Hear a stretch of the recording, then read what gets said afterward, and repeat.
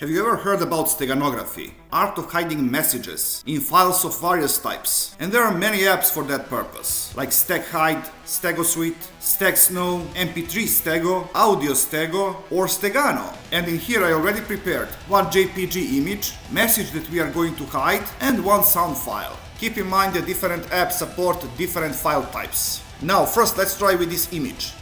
For that I'm going to use StegHide. With command embed, we are going to provide this image file and message.txt that contains message that is going to be hidden. But first, let me show you this image, and now we are going to execute this command. I have to provide passphrase, and it's done. Let's see the image again.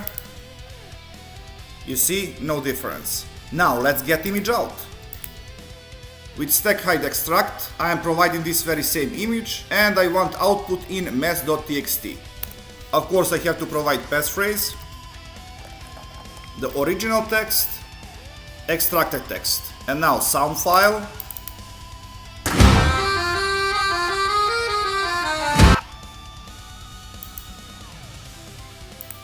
For it I'm going to use Stegano. Now I'm going to provide this sound file. We are going to hide the same message like in previous case, and the output file is going to be called sound1.